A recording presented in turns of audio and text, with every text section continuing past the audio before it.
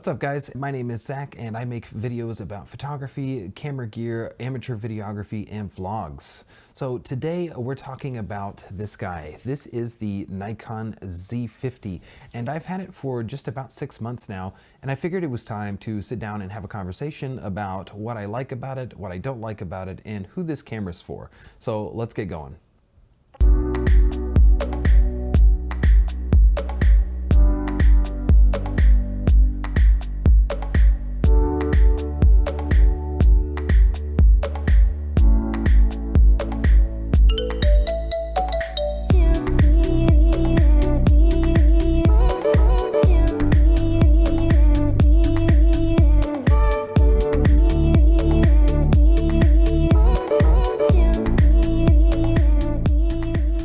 Before we get going, guys, if you're into photography, videography, vlogs, camera gear, anything like that, go ahead and hit that subscribe button below and let me know in the comment section what kind of videos you'd like to see to help you learn more about these things. So, like I said, today we're talking about this, the Nikon Z50, and let's get started by talking about the things that I really like about this camera. Number one is going to be, well, this one might be obvious, but it's actually the size. Look how small the Nikon Z50 is. So for comparison, I brought along my D750, which is a beast of a camera. It is huge and heavy. Gets you a fantastic image, but the fact of the matter is it is so large and in charge that I don't like to take it out with me everywhere I go. It's cumbersome, it weighs a lot, especially if I want to take more than a single lens. It becomes a burden to do what it is that I like to do, which is make photos and videos. The Z50, well, I'm not going to call it pocketable, it's pretty close. It's small, it's lightweight, and it's easy to take anywhere I go. In fact, tonight I'm going out to dinner with some friends. This is going with me because it doesn't look ridiculous. I don't look like a professional photographer in the restaurant when I'm actually just having dinner with friends. So some photography features that I really like about the Z50, there's a couple of them. So let's get started with the EVF. So the electronic viewfinder is something that I'm getting used to. As a longtime DSLR shooter, it has been a bit of an adjustment, but I'm starting to really see the benefits of what that brings to the table. I was a huge anti-mirrorless person for a long time, but it's growing on me. I'm coming around. The electronic viewfinder allows me to see my exposure when I'm shooting. I don't have to guess and use the light meter and just my knowledge of what a scene's going to look like and what the camera's going to do with that to get the right exposure. I just get the right exposure because I can see it before I hit the shutter button. That's huge. Back to the electronic viewfinder, the addition of eye autofocus in this camera is just like, it's ridiculous. It's basically a cheat code in photography. What it does for you is makes it incredibly easy to take pictures of your friends, your family. If you're doing portraits for somebody, it makes the whole experience positive, and I think helps you get more keeper shots by keeping that eye perfectly in focus. I have become a huge fan of the flip down screen on the Z50, so you can flip it down if you want to take a selfie. Yeah, just look at yourself. You can tap the screen to activate the shutter or just click the shutter button. But having that articulation there, it's really nice, especially for types of photography like flat lay or food photography.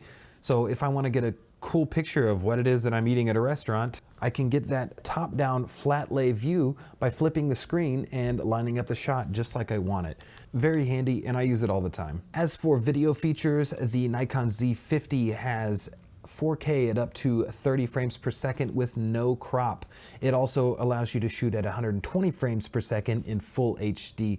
This is awesome for somebody trying to build a YouTube channel like I am right now. It gives me that cinematic 24 frames per second and also that buttery smooth 120 frames per second slow motion. The last awesome feature I want to call out is the user presets. So you see on the top dial you have U1 and U2. 2 presets, that's pretty cool. Well, actually it's 4 though. Your user presets are unique to your photo and your video settings. So you have 2 presets for photo, 2 presets for video. That's awesome, especially with that 120 frames per second and the 24 frames per second. I can quickly switch between settings for when I'm doing a talking head shot like this and when I'm doing a B-roll shot like you saw in the intro. So let's talk about what I don't love about the Z50, and there's not a ton, but there's a few things worth calling out. So the first thing is going to be battery life. Battery life, especially when compared to a DSLR like the D750. The D750, I've been able to get upwards of 1,500 shots on a single charge and go several days shooting without having to recharge my battery.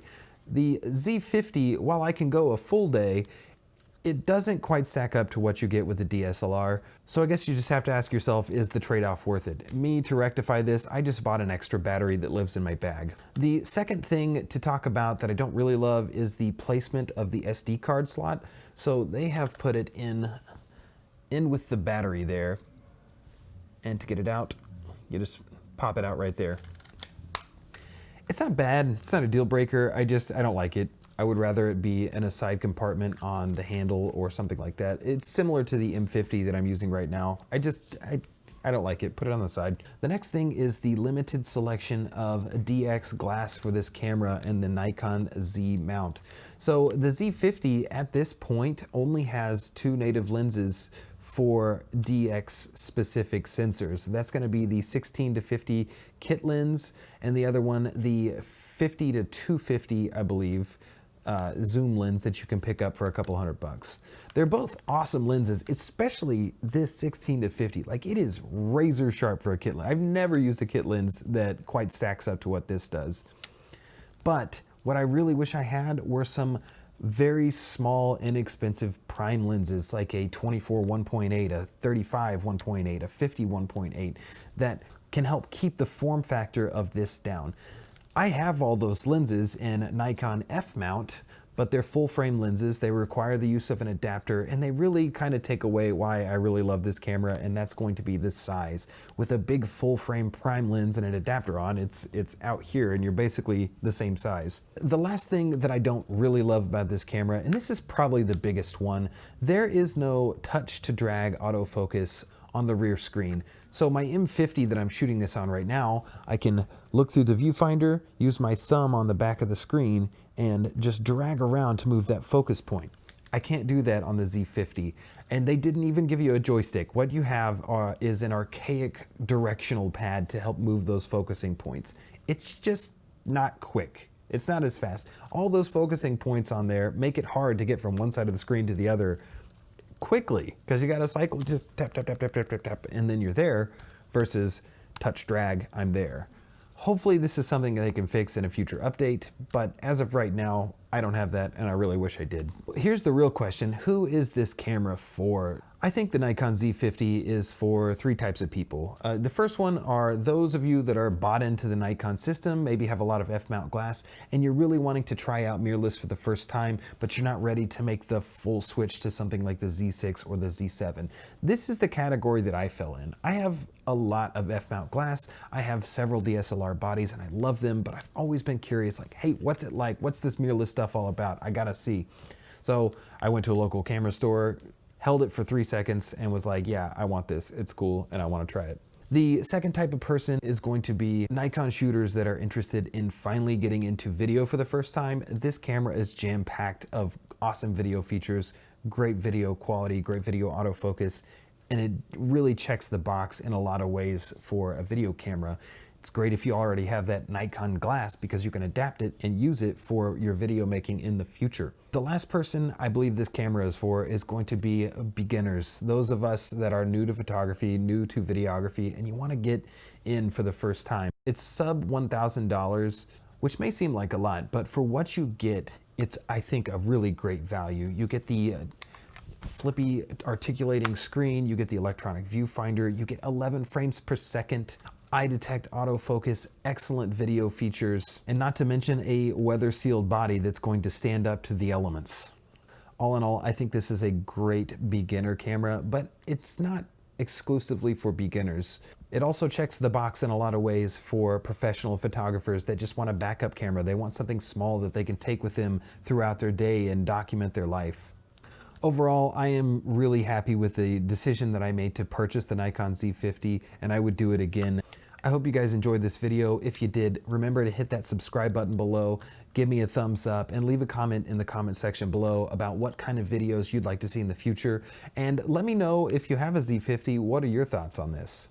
Thanks for watching, guys, and I will catch you in the next video. Bye.